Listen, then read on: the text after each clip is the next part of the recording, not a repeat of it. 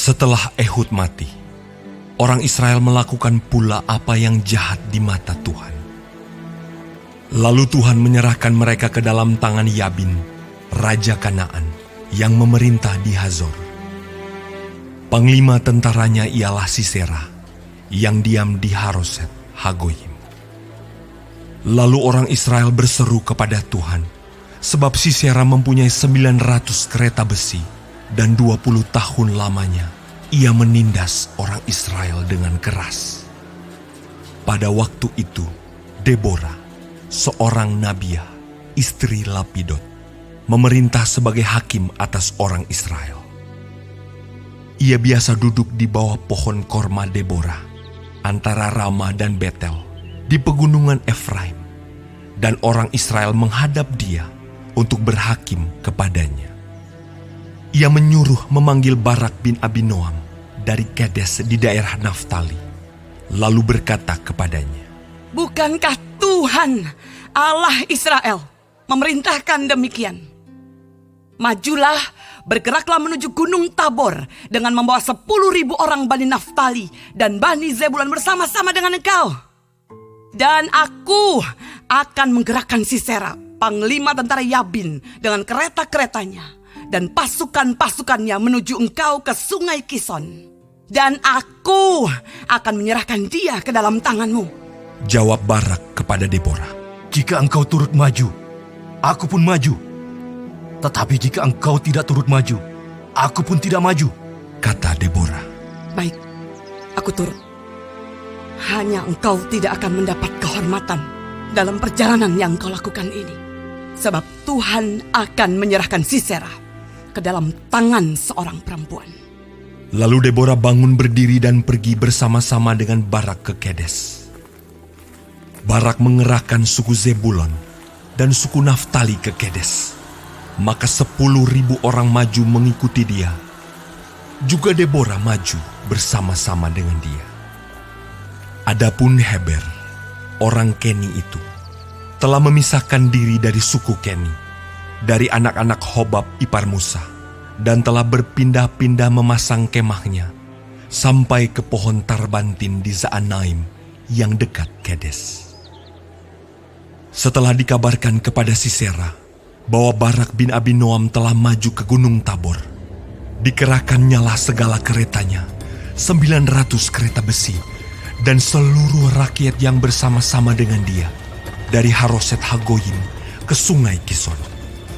Lalu berkatalah Deborah kepada Barak, "Bersiaplah, sebab inilah harinya Tuhan menyerahkan Sisera ke dalam tanganmu. Bukankah Tuhan telah maju di depan engkau?" Lalu turunlah Barak dari Gunung Tabor, dan 10.000 orang mengikuti dia. Dan Tuhan mengacaukan Sisera serta segala keretanya dan seluruh tentaranya oleh mata pedang di depan Barak, sehingga Sisera turun dari keretanya dan melarikan diri dengan berjalan kaki. Lalu Barak mengejar kereta-kereta, dan tentara itu sampai di Haroset Hagoyim, dan seluruh tentara Sisera tewas oleh mata pedang. Tidak ada seorang pun yang tinggal hidup. Tetapi Sisera dengan berjalan kaki melarikan diri ke kemah Yael, istri Heber, orang Keni itu. Sebab ada perhubungan baik antara Yabin, Raja Hasor, dengan keluarga Heber, orang Keni itu.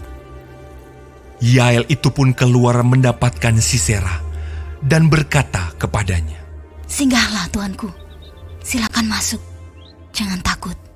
Lalu singgahlah ia ke dalam kemah perempuan itu, dan perempuan itu menutupi dia dengan selimut. Kemudian berkatalah ia kepada perempuan itu, "Berilah kiranya aku minum air sedikit. Aku haus." Lalu perempuan itu membuka kirbat susu, diberinyalah dia minum, dan diselimutinya pula. Lagi katanya kepada perempuan itu, "Berdirilah di depan pintu kemah, dan apabila ada orang datang dan bertanya kepadamu, 'Ada orang di sini?' maka jawablah, 'Tidak ada.'" Tetapi Yael, istri Heber, mengambil patok kemah, diambilnya pula palu, mendekatinya diam-diam, Lalu dilantaknyalah patok itu masuk ke dalam pelipisnya sampai tembus ke tanah.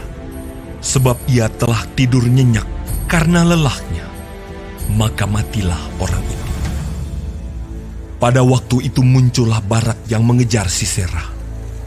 Keluarlah Yael mendapatkan dia dan berkata kepadanya, Mari, aku akan menunjukkan kepadamu orang yang kau cari itu. Lalu masuklah Barak ke dalam, dan tampaklah Sisera mati, tergeletak dengan patok dalam pelipisnya. Demikianlah Allah pada hari itu menundukkan Yabin Raja Kanaan di depan orang Israel.